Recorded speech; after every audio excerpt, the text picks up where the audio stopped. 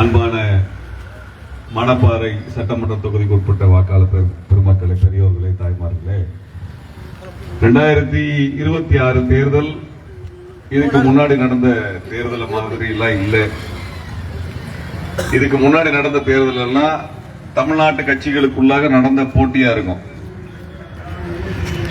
கலைஞரா, எம்ஜிஆரா அல்லது ஜெயலலிதாவா அப்படின்ற ஒரு தேர்தலாவே இருந்துட்டு இருந்தது. நம்மளுக்கும் அது கவலை இல்லை, மாநில கட்சிக்குள்ளர நடக்கிற போட்டியாவே இருந்தது. ஆனால் இந்த 2026 தேர்தல் என்பது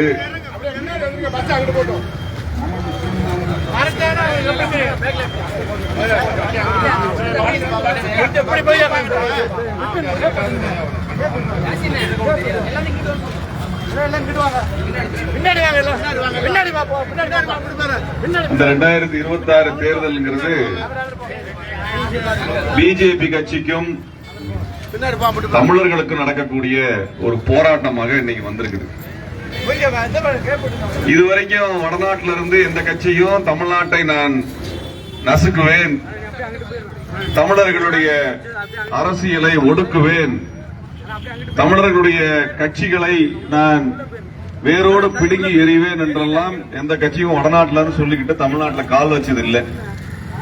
ஆனா இந்த முறை என்ன நடக்குதுன்னா, பிஜேபி தமிழ்நாட்டோட அரசியலை நான் முற்றிலுமாக கைப்பற்றுவேன் அப்படின்னு இறங்குறாங்க.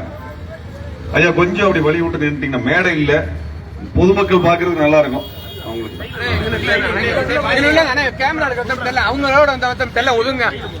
கட்சிக்கார தோழர்கள் கொஞ்சம் வந்துட்டீங்கன்னா பொதுமக்கள் எல்லாம் நம்ம பார்க்கணும். அதனாலதான் அப்ப இந்த தேர்தல்ல நம்ம யாரை எதிர்கொள்ள போறோம், எந்த பிரச்சனையை எதிர்கொள்ள போறோம்னு பார்த்தா, டெல்லிக்காரன் தமிழ்நாட்டு அரசியலை நாசம் செய்ய போகக்கூடிய ஒன்றை வெளிப்படையா சொல்லிட்டான். நேற்று கூட பிஜேபி காரரு தேர்தல் வாக்குறுதி கொடுத்திருக்காரு. என்ன கொடுத்திருக்காருன்னா, நம்ம செத்து போனா 10,000 ரூபாய் அவங்க பிஜேபி நம்மளுக்கு உதவித்தொகையா கொடுப்பதாக தேர்தல் அறிக்கையில் சொல்லியிருக்கிறான்.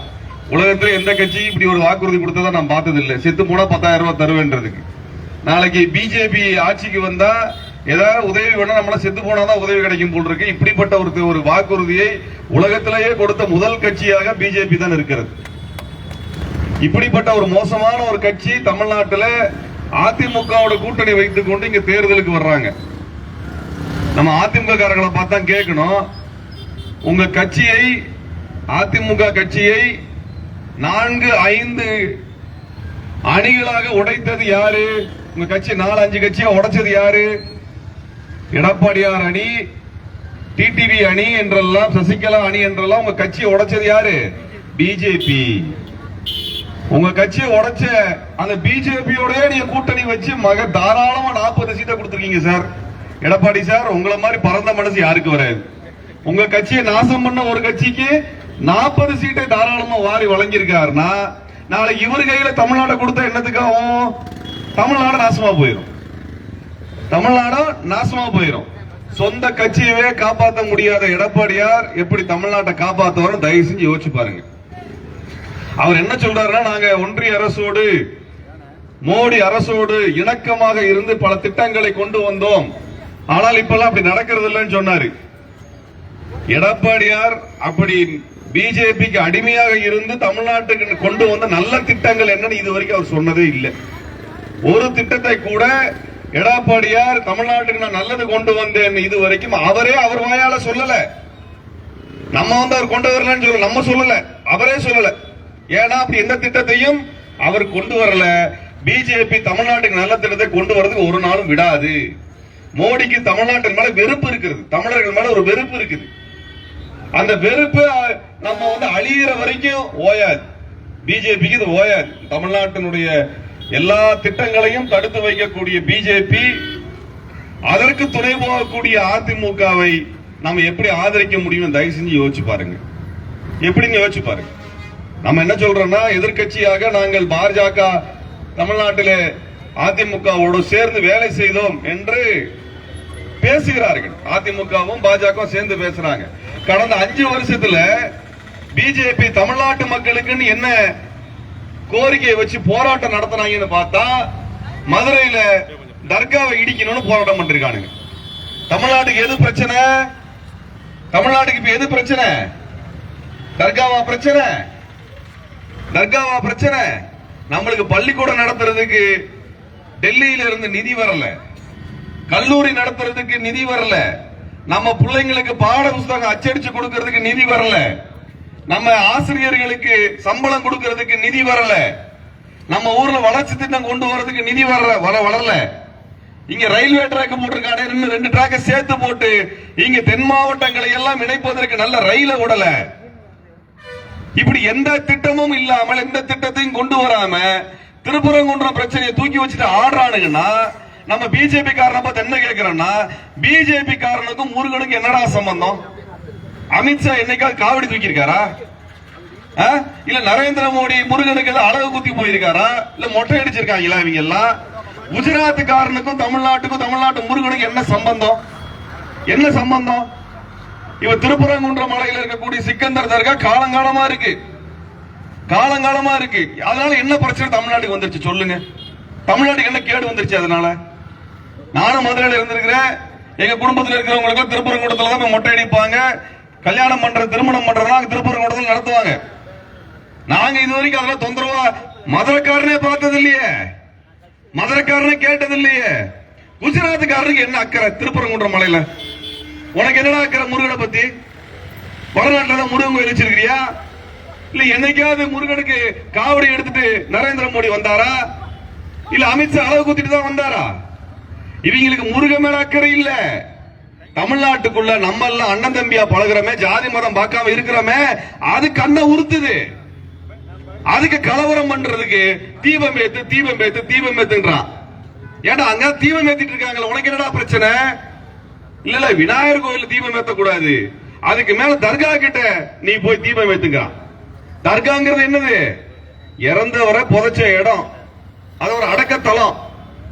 நான் கேட்கிறேன், எந்த ஊர்லயாவது எந்த கோயிலுக்காவது இடுகாட்டுல போய் தீபம் ஏத்துவீங்களா சார்?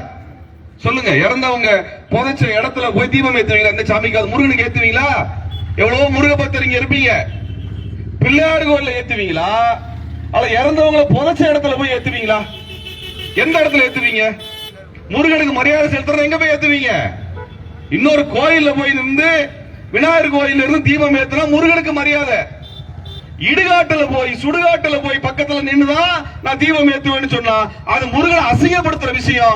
அதான் பிஜேபி காரன் செஞ்சிருக்கிறான், அதான் செஞ்சிருக்கிறான். தர்காங்கிறது என்ன?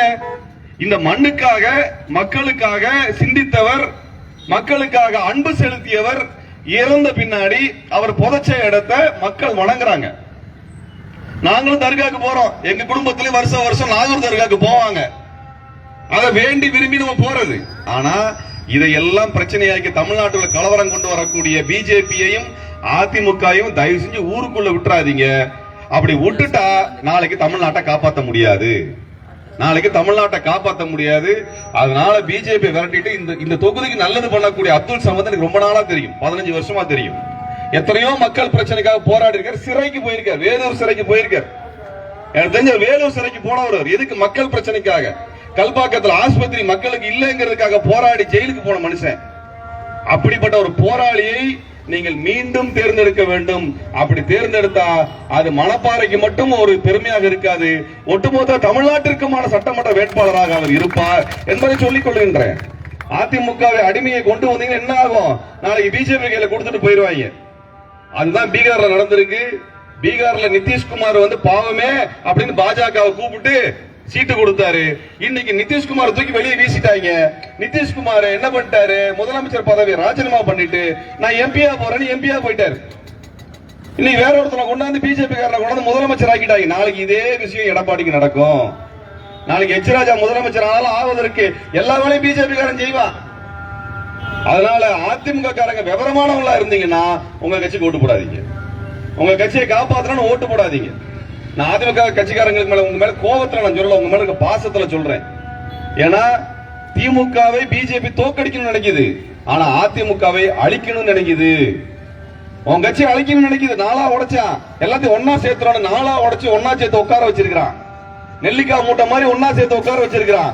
நாளைக்கு இதை வச்சு மறு முடியாது. இதுதான் அதிமுகவோட நிலைமை. பாவமா இருக்குது பாக்குறதுக்கு. பெரிய கட்சி, ஒரு கவுன்சிலர் சீட்டு தனியா நின்று ஜெயிக்க முடியாத கட்சி தாங்க பிஜேபி. ஒரு கவுன்சிலர் சீட்டு தனியா நின்று ஜெயிச்சிருக்கானா பிஜேபி காரன்? ஜெயிச்சிருக்கானா? இல்லையே. அவனுக்கு எதுக்கு அப்ப 40 சீட்டு தாரவாத்து கொடுத்தாரு? 40 சீட் தாரவாத்து எதுக்கு கொடுத்தாரு? மிரட்டி வாங்கியிருக்காங்க. இப்ப சீட்டை மிரட்டி வாங்கியிருக்காங்க. நாளைக்கு கட்சியவே மிரட்டி எழுதி வாங்க போறானுங்க. எடப்பாடியார் கொடுத்துட்டு போயிட போறாரு. அதனால பெரியோர்களே, தாய்மார்களே, தமிழ்நாட்டுக்கு நல்லது என்ன என்பதை யோசிச்சு முடிவெடுத்து நீங்கள் அதப்படி நடக்கணும். தமிழ்நாட்டை காப்பாற்றணும், தமிழனை காப்பாற்றணும், தமிழ் மொழியை காப்பாற்றணும்னு நினைச்சீங்கன்னா தோழர் அப்துல் சமது அவர்களை உதயசூரியன் சின்னத்தில் வாக்களித்து அவரை சட்டமன்றத்திற்கு நீங்கள் அனுப்ப வேண்டும். அப்படிப்பட்ட ஒரு போராளி சட்டமன்றத்துக்கு தேவை. அவர் மணப்பாறை குறித்து, இந்த மகதியினுடைய வளர்ச்சி குறித்து பலமுறை எங்களிடத்திலும் பேசி இருக்கின்றார். அதற்கான ஆய்வுகளை செய்யுங்கள் என்றெல்லாம் எங்களிடத்தில் கேட்டிருக்கின்றார். இது போல பல அமைப்புகளிடத்தில் கேட்டிருக்கின்றார். இந்த மக்கள் மீது பேரன்பு கொண்ட அப்துல் சமது அவர்களை நீங்கள் தேர்ந்தெடுத்து அனுப்புவீர்கள் என்று நான் உறுதியாக நம்புகிறேன். ஏனென்றால் நாமெல்லாம் மானத்தமிழர்கள், சுயமரியாதை மிக்கவர்கள். எடப்பாடியாரை போல ஒட்டுமொத்த கட்சியை அடகு வைக்கக்கூடிய வகையில தமிழ்நாட்டை அடகு வைக்கக்கூடியவர் அல்ல நாம். அப்படிப்பட்ட நாம் இந்த மணப்பாறை தொகுதியை மானமிகுந்த தொகுதியாக, மானமிகுந்த பகுதியாக மாற்றுகின்ற வகையில தோழர் அப்துல் சமது அவர்களை சட்டமன்றத்திற்கு அனுப்புவீர்கள் என்று நான் உறுதியாக பொதுக்கூட்டத்தில் நான் நிச்சயம் பங்கெடுப்பேன் என்கின்ற நம்பிக்கை எனக்கு இருக்கிறது. அந்த சமயத்தில் உங்களை நான் மீண்டும் சந்திக்கின்றேன். வெல்லட்டும் தோழர் அப்துல் சமது. வெல்க தமிழ்நாடு, வெல்க தமிழர், வெல்க தமிழ் மொழி என்று சொல்லி விடைபெறுகிறேன். நன்றி, வணக்கம்.